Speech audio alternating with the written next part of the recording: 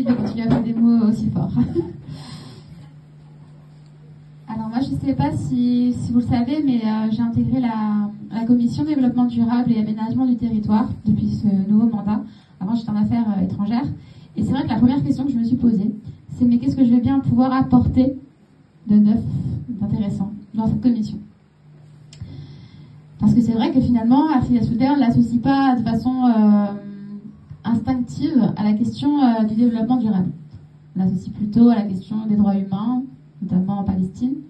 On l'associe à la question de la lutte antiraciste, à la question de la lutte féministe. Et en fait, assez rapidement, donc j'ai compris qu'effectivement tout est lié. Et c'est justement de cela dont je vais vous parler là maintenant, c'est de ce lien notamment entre la lutte écologiste et la lutte féministe. En parlant notamment donc de la question effectivement écoféministe. Alors avant d'être un mouvement d'émancipation, l'écoféminisme c'est un mouvement qui est donc corrélé à des luttes de femmes, qui constatent que le système qui les oppresse est aussi celui qui remet en question la survie de leur communauté et par extension la survie de l'humanité tout entière. Et c'est pour cela que l'écoféminisme s'est affirmé dès le début dans la lutte contre le nucléaire. Alors il y a une constante revendication féministe contre ce péril écologique qui est considéré par les militantes comme l'incarnation du patriarcat, comme l'énergie brutale, froide et surtout extrêmement dangereuse et incontrôlable. Chaque accident nucléaire en est à chaque fois une nouvelle preuve. Le nucléaire est le symbole d'une soi-disant toute-puissance des hommes, de l'hubris, de la maîtrise techniciste. Et face à cela, les femmes militantes contre le nucléaire dénoncent un danger existentiel. Ce sont également des luttes pacifistes, puisqu'à la fin de la guerre froide, la bombe nucléaire est associée à une potentielle troisième guerre mondiale. La lutte féministe donc est rattachée historiquement au nucléaire. Il symbolise tout ce que le patriarcat et le capitalisme peuvent produire de pire. À Plogoff, dans le Finistère, à la fin des années 70, ce sont majoritairement des femmes qui ont tenu tête aux forces de l'ordre pour empêcher l'installation d'une centrale. Idem à Fessenheim, à la même période, où Françoise Daubonne, fondatrice de l'écoféminisme, milite activement. Beaucoup plus tard, à Bure, en 2019, c'est plus de 450 femmes, trans, queer, personnes non binaires, qui ont marché contre les déchets radioactifs de CIGEO. Au Japon, où je me suis rendue l'année dernière, j'ai pu constater également l'engagement des femmes face aux ravages de l'accident de Fukushima. En 2023, j'ai également participé au congrès international contre les bombes nucléaires, les bombes atomiques à hydrogène. Alors, il se tenait à Hiroshima dans le cadre de la commémoration du bombardement atomique. Et j'ai été notamment très frappée par l'intervention de Setsuko Turlo. Alors, c'est une Hibakusha, c'est-à-dire une survivante de la bombe nucléaire, qui a obtenu le prix Nobel de la paix en 2017. Et elle a dit, à l'occasion de ce congrès, ces mots poignants, en évoquant la nécessité d'abolir les armes nucléaires, ces mots que je vous cite: « Il ne s'agit pas de demander de la compassion, mais de permettre à l'humanité de perdurer. »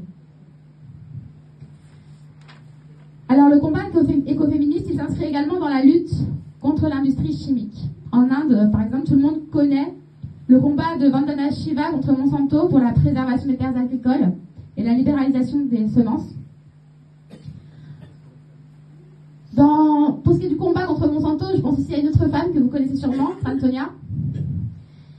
Cette femme de 82 ans, elle porte à bout de bras le combat des victimes de l'agent orange. J'ai pu la rencontrer, la soutenir à plusieurs reprises, notamment encore récemment à la Fête de l'Humanité, où j'ai pu la voir toujours aussi déterminée, et ce malgré l'échec scandaleux de son procès contre Monsanto et contre une dizaine d'autres multinationales. Dites-vous quand même que cet échec l'a contraint à verser quand même 1 500 € à chacun de ses bourreaux. Et malgré tout, elle reste déterminée. Vous savez peut-être aussi que je suis très engagée aussi sur la question de l'antiziganisme. Et à ce sujet, il y a justement un groupe de femmes de Lille, réunies sous le collectif d'Assovas, qui luttent contre le racisme environnemental et pour leur dignité. Car là encore, l'oppression des peuples passe par leur rapport à la terre, leur façon d'habiter la terre. Là encore, il est question d'une norme dominante qui cherche à limiter les libertés des peuples nomades et voyageurs. Alors, comme vous savez peut-être, le 19 septembre, j'ai donné une conférence de presse avec des associations de voyageurs pour entamer un travail commun contre l'antiziganisme. Et alors, dans le cadre de ce travail, j'entends faire une tournée pour aller à la rencontre des premiers concernés, comme le suggère d'ailleurs Lise Foineau, qui est historienne et qui est elle-même très engagée sur cette question. Et voilà, à l'occasion de cette tournée, donc j'entends bien avoir l'occasion de rencontrer ce collectif d'Assovas. Alors je pourrais vous énumérer encore beaucoup de femmes qui sont engagées dans les luttes pour la justice environnementale, et d'ailleurs toutes ne se revendiquent pas forcément du mouvement écoféministe. Mais le constat, c'est que les femmes sont vraiment au premier rang des agressions environnementales et de tous les types d'oppression qui s'y associent. Alors ce constat ne doit cependant pas nous faire tomber dans une tendance essentialiste qui consisterait à différencier les femmes des hommes à partir de spécificités biologiques, qui sous-entendrait un rapport quasi mystique de la femme à la terre. L'écoféminisme essentialisant, il est d'un tout autre ordre, et on sait ce que ça donne quand on assigne les femmes à leurs fonctions et leurs capacités biologiques. Déjà, c'est le moyen le plus simple de les inférioriser physiquement. Et surtout, dès qu'il y a un recul des droits des femmes, il y a réassignation justement à leurs fonctions biologiques pour ensuite les réduire à des mères, à des épouses, à un certain nombre de métiers très stigmatisés. Alors, rien qu'à voir avec les nazis et la période du national-socialisme, durant laquelle les femmes sont assignées justement à leurs fonctions reproductives et maternelles, en tout cas durant la France de Vichy, et à la réaffirmation de la place des femmes au sein du foyer. Alors, je vous parle d'une période lointaine, mais cela dit, là où on voit que ça n'a pas beaucoup, qu'il y a encore beaucoup de chemin à faire, c'est que on a tous des exemples en tête qui nous montrent que rien n'est encore complètement gagné. Moi, je vais vous partager par exemple une expérience que j'ai vécue en tant qu'élue, alors pas en tant que députée, mais en tant que conseillère municipale, parce que j'étais conseillère municipale à Lagny-sur-Marne avant. Et il se trouve que justement ma première prise de parole dans le conseil municipal, c'était autour de cette question-là, parce qu'on on était en train d'élire en fait le maire et ses adjoints. Et j'ai eu le malheur, si je puis dire, de poser la question, de demander assez candidement, mais comment se fait-il qu'à Lagny-sur-Marne, on n'ait jamais élu de femme maire? Comment se fait-il qu'à Lagny-sur-Marne, les adjointes et toutes des délégations réputées féminines, c'est-à-dire en gros la petite enfance, l'éducation, etc. Et pourquoi de l'autre côté, les adjoints ont tous des délégations réputées masculines, à savoir la sécurité, le sport, les finances, les travaux, etc. Et à cette question, somme toute assez innocente, je me suis pris une vague de haine assez démesurée de la part de la majorité municipale, qui en fait ne tolérait pas que je puisse remettre en cause les normes du patriarcat. Et à tel point que je me suis même fait insulter et que ça a fini dans la presse. Pour vous montrer à quel point, en fait, finalement, cette remise en cause des normes du patriarcat, elle peut vraiment nous conduire à une attitude violente en face de soi. Alors, l'écoféminisme que nous prônons ici, donc, elle lutte au contraire dans une optique émancipatrice, donc en réaction donc, à ce système qui opère depuis des siècles. C'est la dénonciation d'une domination systématique d'un groupe sur l'autre, notamment d'un genre sur un autre, avec une idée de hiérarchisation, une vision binaire du genre, et la valorisation systématique de l'homme blanc, occidental, cisgenre, au détriment de tout ce qui s'en écarte. Avec notamment donc cette domination des hommes sur les femmes, de la même façon qu'il y a domination des hommes sur la nature, et en particulier sur le corps des femmes.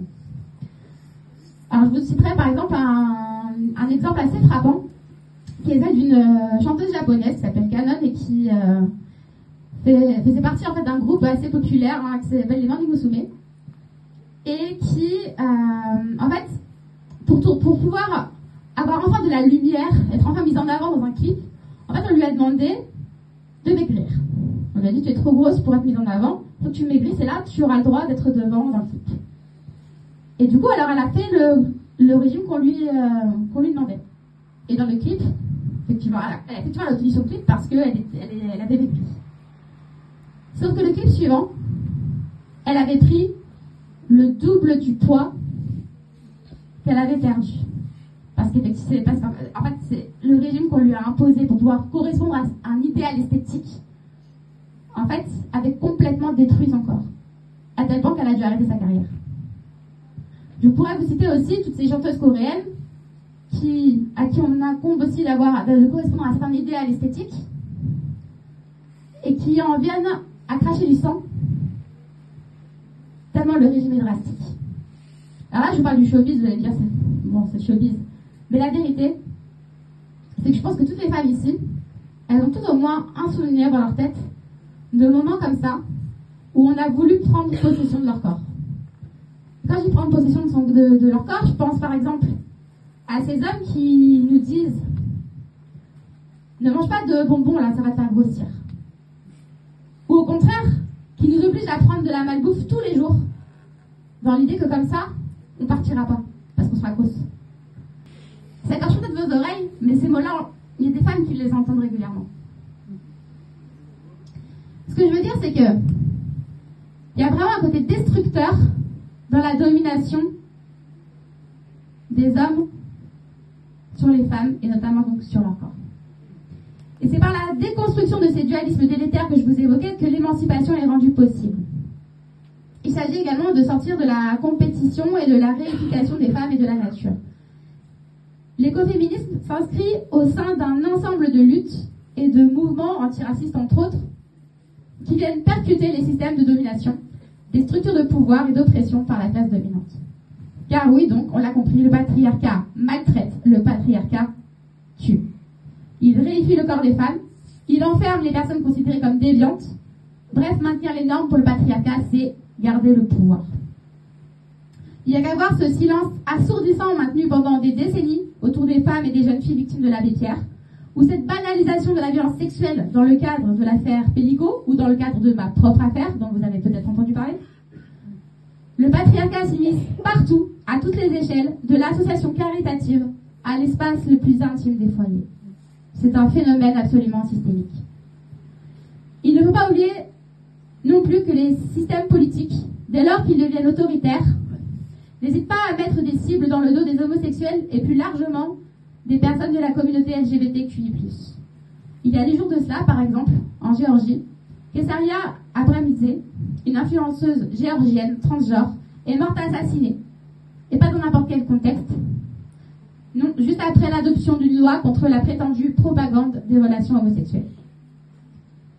C'est un énième exemple de cette violence viriliste systémique que Françoise Daubonne dénonce dès les années 50, alors qu'elle affirme son engagement pour la défense des minorités sexuelles. La matrice de la domination patriarcale réside dans la reproduction des normes, le maintien de cette pression hiérarchique du groupe dominant, donc l'homme blanc, occidental, cisgenre, est directement corrélée à une société discriminante, raciste, violente, intolérante et destructrice du vivant. La pionnière de l'écoféminisme avait déjà une formule très forte et qui reste plus que jamais d'actualité. Toutes les luttes ne font qu'une. Et voici pour conclure un extrait des Bergères de l'Apocalypse, donc un roman dans lequel Aubonne utilise le genre de la science-fiction pour diffuser ses idées. Voici ce qu'elle en dit. Nos géants capitalos, avec leurs privilèges exorbitants, payés de tant de sang et de larmes, continuent à vivre de la destruction des ressources, profitant d'un monde ravagé, exsangue, pollué, dégueulasse. Voilà le dernier stade du patriarcat. Voilà à quoi aboutit le pouvoir mâle qui, déjà dans l'Antiquité, a fait d'un de ses greniers, le Sahara, un désert. Voilà pourquoi nous partons sans tourner la tête.